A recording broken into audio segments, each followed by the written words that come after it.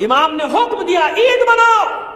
جب امام نے عید منانے کا حکم دیا تو میں اور آپ کون ہیں تو عید کا دن شروع ہو جائے پھر بھی لگے ہوئے ہیں؟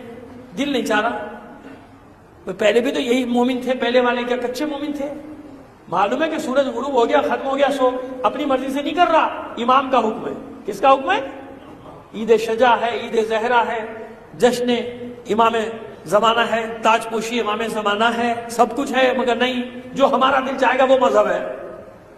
عید الفطر نہیں منانا، خبردار مولا کا 10واں ہے.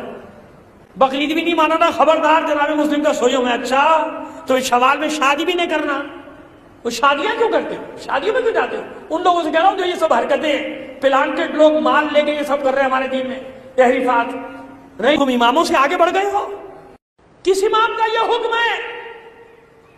تو پھر چہلم تک شادیاں کیوں کرتے ہو؟ ابھی امام کا چہلم نہیں ہوا، شادی کیوں کر رہے ہو؟ 13 رجب کیوں مناتے ہو؟ چہلم ہے جناب سیدہ کا، 3 جمادی الثانی کو شہادت ہوئی ہے.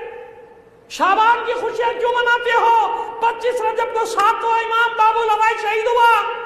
پورا سال شہادتوں سے بھرا ہوا ہے. لیکن سازش کیوں؟ کیونکہ عید بقرعید وہ دن ہے کہ سارے مسلمان مل کے مناتے ہیں.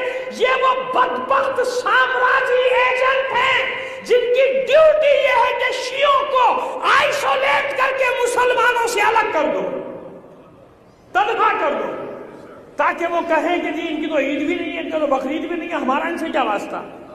سمجھ میں آ رہی ہے سازش؟